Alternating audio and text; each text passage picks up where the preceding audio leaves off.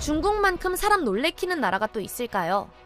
퀀텀 컴퓨팅이나 IoT 제품으로 4차 산업혁명 시대를 주도하는 나라인 동시에 짝퉁의 짝퉁을 만들다 못해 가짜 음식까지 만들어 파는 물명의 국가이기도 하니까요.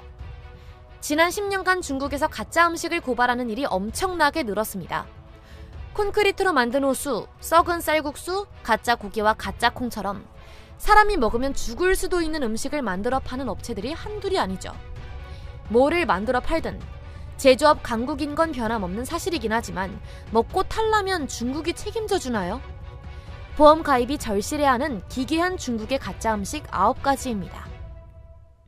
첫째, 콘크리트 호두. 여행에서 로컬 시장 구경은 빼놓을 수 없습니다. 더군다나 온갖 걸 다 파는 중국이라면 더더욱이요. 하지만 아무리 저렴하고 괜찮아 보이는 아이템이 있더라도 구매할 땐 신중하시길. 정말 온갖 걸 다 파는 중국이잖아요. 여러분의 쇼핑 봉투 안에 뭐가 담기게 될지 모르는 일입니다. 가령 중국 시장에서 파는 호두 중에는 안에 콘크리트 돌멩이가 들은 경우도 있습니다. 시장 상인들은 호두 껍질을 까서 열매를 빼내고 남은 껍질에는 콘크리트를 넣어서 본드로 합칩니다. 그리고 진짜 호두 열매와 가짜 호두를 같이 팔죠. 호두 하나로 2배 이득을 챙기게 되는 호두의 기적이랄까요? 상인들이야 2배의 이득을 챙긴다지만 소비자는 몇 배의 손해를 보는 거죠. 돈 버리고 혹시 기분 나쁘고 잘못했다간 이 깨지고 혹시라도 모르고 삼켰다간 저 세상 갈 수도 있는 거라고요. 둘째, 산업소금. 중국 상인들 중에는 밀가루와 말린 진흙가루를 섞어서 후춧가루라고 속여서 파는 사람이 있습니다.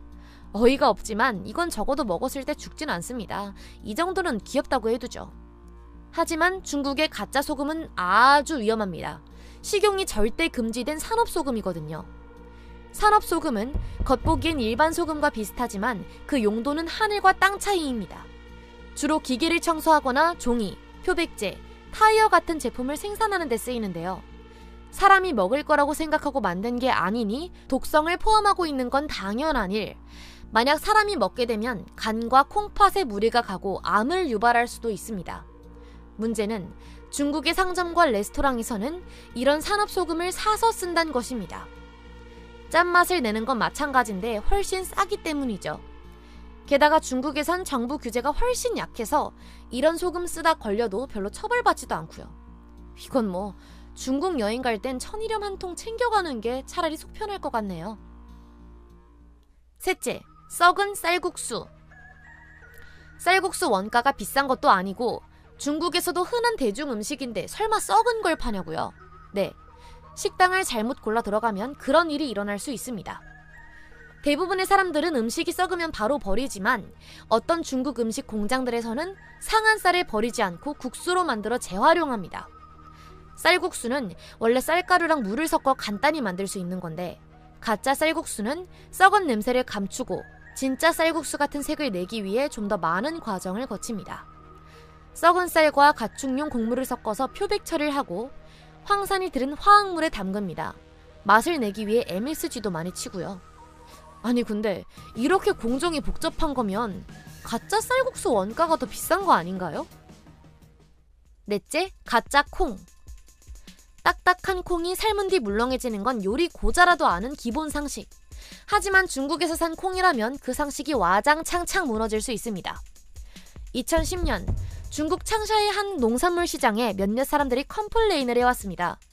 콩을 20분이나 삶았는데도 돌처럼 단단했고 콩 삶은 물이 완전 초록색으로 변해버렸다고 말이죠. 현지 관리인들이 조사해본 결과 그들이 산 완두콩이 가짜였다는 게 드러났습니다.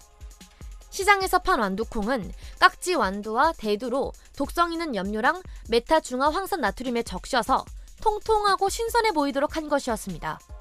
완두콩 색을 내기 위해 초록색 색소를 썼는데 그 색소는 이쯤 되면 당연한 거지만 암을 유발할 수 있는 인공 물질이었습니다. 다섯째, 가짜 소고기. 요즘은 비건 음식이 엄청 다양합니다. 콩으로 만든 불고기, 햄버거, 치킨 등 진짜 고기 없이도 건강하게 먹고 살만하다고 하죠. 하지만 중국에서 만든 가짜 고기를 먹으면 먹고 살만하긴커녕 저 세상 가기 쉬울 거예요. 독성 물질이 아주 잔뜩 들어있거든요. 중국 경찰들은 돼지고기를 소고기라고 속여서 파는 걸 몇 번이나 적발했습니다. 소고기가 돼지고기보다 훨씬 비싸니까 돈을 벌기 위해 속여 파는 거였죠. 하지만 돼지고기가 소고기로 둔갑하는 과정을 보면 돼지든 소든 아무것도 먹고 싶지 않아질 겁니다. 중국 산시주의 불법 고기 제조업체에선 돼지고기 2만 kg을 파라벤 왁스, 산업소금 등 독성이 가득한 화학물질에 담가 소고기로 만들고 있었습니다. 이 고기는 먹기에도 위험할 뿐더러 종교적, 윤리적 문제도 유발할 수 있습니다. 중국에 사는 무슬림이 2천만 명인데 이슬람교에서는 돼지고기가 금지거든요. 그러니까 가짜 소고기를 먹었다면 의도하지 않았지만 교리를 어기게 되는 것입니다. 여섯째, 쥐 케밥. 사실 길거리 음식은 어느 나라든지 조금씩은 위험합니다. 길거리에서 음식을 잘못 사 먹었다가 화장실에서 나오질 못한 이야기들은 많이 있죠. 하지만 중국에서는 더 위험할 수 있는데요. 여러분이 뭘 먹는지 확신할 수가 없기 때문입니다. 예를 들어 중국 야시장 돌아다니면서 케밥이나 바베큐 꼬치 같은 걸 하나 샀다가 난생 처음 쥐고기를 먹게 될 수도 있습니다. 중국 시장에서는 쥐고기를 돼지고기나 닭고기, 양고기로 속여 팔기도 하거든요. 단가가 훨씬 싸기 때문이죠. 의외로 쥐고기가 훨씬 맛있을 수도 있죠. 하지만 문제는 위생과 안전 문제입니다. 쥐고기엔 살모넬라나 흑사병균이 들어있을 수 있습니다. 쥐가 흑사병을 옮긴 주범이란 건 제가 굳이 설명 더 안 해도 다 아시죠? 일곱째, 오리피. 대체 왜 오리피 같은 걸 가짜로 만드냐 싶을 텐데요. 여기가 중국인 걸 기억하세요. 장수주에서는 오리피 수프가 엄청난 별미로 여겨집니다. 이 수프를 만들기 위해서는 오리피가 두부 같은 질감이 될 때까지 가열을 하는데요. 말로만 듣기엔 역겹지만 선지해장국 비슷한 맛이 날지도 모르겠습니다.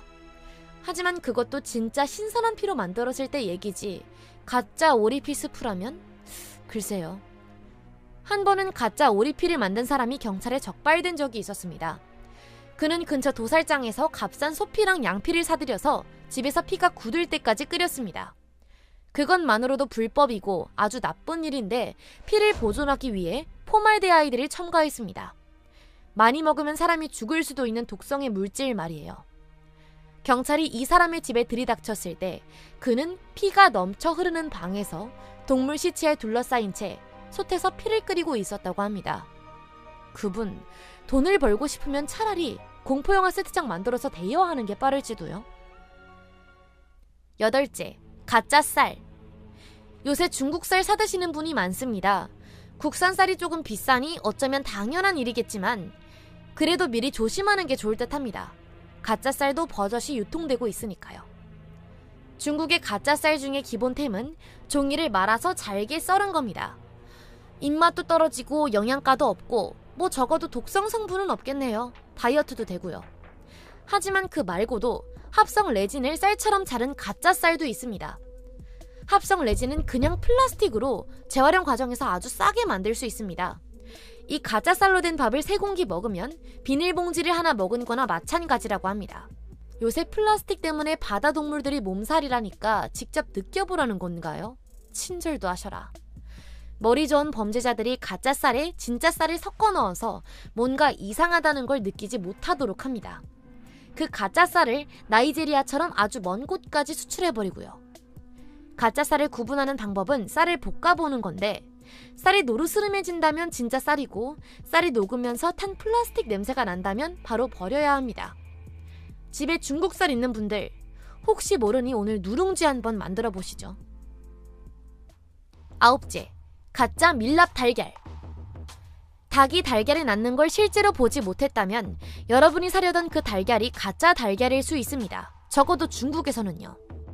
보도에 따르면 가짜 달걀은 젤라틴이랑 식용색소, 먹으면 안 되는 독성 물질들을 섞어서 만듭니다. 파라벤 왁스에 탄화칼륨을 섞어서 껍데기를 만들고 안에 레진, 녹말, 해초류 추출액, 응고제를 섞어 만든 흰자를 넣죠. 마지막으로 노른자는 고무 같은 레진에 색소랑 알룸이라는 독성 젤라틴 물질을 섞어 만들고요.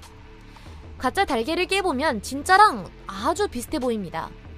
범죄자들이 아주 창의력이 뛰어났다는 건 인정해야 할 정도로요. 하지만 살짝 이상한 젤리 같은 느낌도 나고 먹으면 치매나 다른 병에 걸릴 수도 있으니 아주 큰 문제가 됩니다. 그럼 가짜랑 진짜 달걀은 어떻게 구분하냐고요? 진짜 달걀은 냄새가 살짝 나고 껍질에 점들이 자연스럽게 나 있습니다. 가짜 달걀은 이상할 정도로 매끈하고 완벽한 둥그런 모양에 달걀을 깼을 때 투명한 막이 없습니다. 가짜 달걀이 너무 허점없이 완벽해서 진짜가 될 수 없다고 해야겠네요. 모든 중국 음식이 이런 건 당연히 아닐 테지만 미리 조심해서 나쁠 건 없잖아요. 1박 2일 밤도깨비 여행을 가더라도 보험 꼭 들고 가시길 당부드릴게요.